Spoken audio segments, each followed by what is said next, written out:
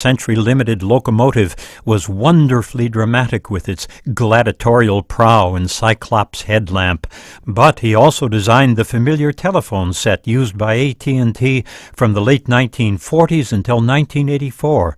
That was the familiar dial phone that held the receiver horizontally above its base.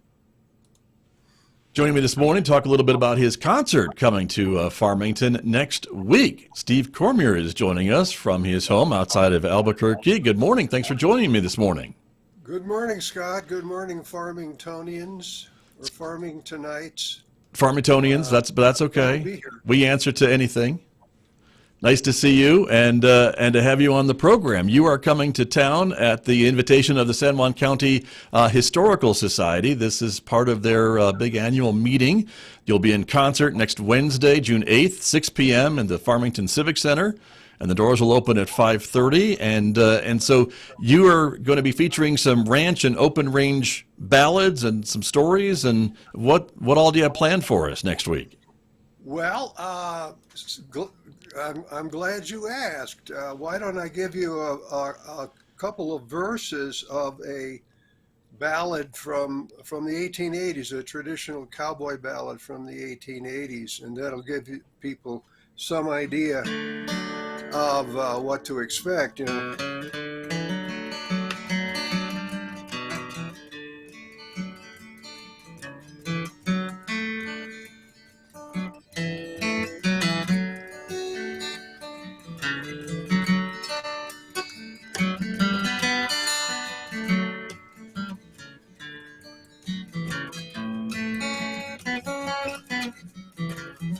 This is called The Trail to Mexico, and it's actually about herding cattle to New Mexico. I made up my mind in the early days. Leave this country for to stay. No more in Texas to dwell for a while, but to travel west for many a mile. It was in the year of 83 when J.H. Humphrey, he hired me. He said, young man, you ought to go trail my herd into Mexico. Those are the first two verses. I will complete the song on the next week at the concert. So, folks, now you're going to have to show up to find out what happens. Ha ha. See, that's how it is. It's a cliffhanger, right? That's what? It's a cliffhanger. Yeah. Oh, well, it's like all really the best cowboy songs, I think, like the best, country songs, it's tragic. Okay. Because if it's not tragic, it's a pop tune. I hear you. I understand. And it doesn't really count for open range cowboy songs. It's got to have tragedy. Someone's got to get the short end of the stick one way or the other, and that's the best kind. A weeper. Right. Scott, you want to cry and sympathize with the poor guy, and in the end you think, well, okay, buck up and go get another job. Yeah. Okay. There you go. And the history of that song, you said it was from the 1880s. Is that where we're going from? Yeah. And it's about herding cattle on one of the trails, and in this song they're herding cattle to New Mexico. Got you. And these songs would be sung, I guess, along the route, I guess, to just pass the time. Is that kind of how these things came about? Well, yeah. And this song is interesting because Texans had this habit way back then of referring to New Mexico as Mexico. Oh. And so you hear that in this song, but then about halfway through New Mexico is referenced finally, but you're led to believe that it's somehow something terribly exotic, which in the 1880s it still was. New Mexico was still exotic. Right. They were just coming here to move cattle, not to ski. Yeah, from Texas. Texas. Yeah. There you go. Well, very good. And Steve, you've been doing this for a while now, right? You travel all over the Yes. place with these songs and some of your stories, right? Tell us a bit about your career. Well, let's see. I started singing open range cowboy songs back before airbags on cars, really in the 1970s. And I toured then for about 10, 15 years. And then I took 20 years off and I taught college history. And then I came back to touring about 11, 12 years ago. And that's what I've been doing since I left academia. And I travel back east, up north, Canada, around here.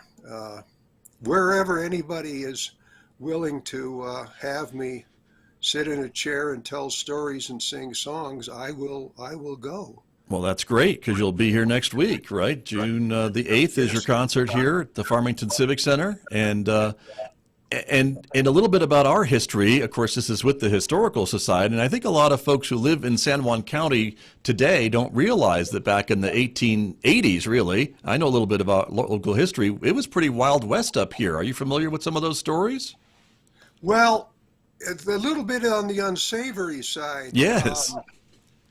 There was discrimination against the Hispanic population in the late 19th century in your neck of the woods there.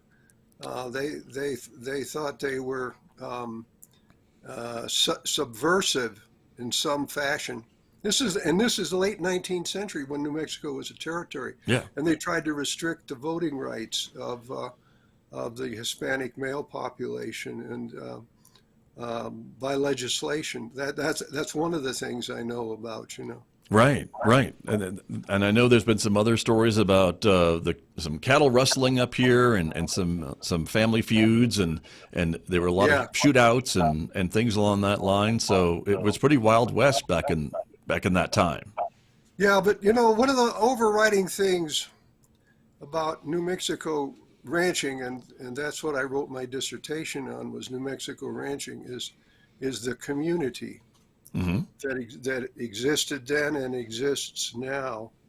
There's always been the self-help, pull yourself up by your bootstraps, etc. But there's also been a willingness to help others, and that's very strong in this area, in this state. True, very true. And do you think it's maybe because of part of the ruralness of our state that folks kind of band together where they can to help each other? I think so. It has a lot to do with the harshness of the land. One of the reasons that New Mexico was so isolated for so long was there are no rivers that were navigable. The Rio Grande isn't navigable up to New Mexico. It might have made a difference in the history of the area if steamboats and large boats could have come up the river, just like the Mississippi or the Ohio or the Missouri, and that wasn't possible. So New Mexico was isolated for far longer. Very true. And developed its own culture. Right. No, that's very true. And with these songs and stories that you share, are you concerned that maybe they may fade away if they're not performed and shared like you are doing at these performances? I hope not, but I've been doing this stuff long enough to know that it's a curiosity at first, and unless you're part of the ranch and farm culture, it probably is just a curiosity. But that's enough, because it's part of the history of the state and the former territory and the former Spanish colony. It's all interwoven, and how ranching and farming goes, the state goes.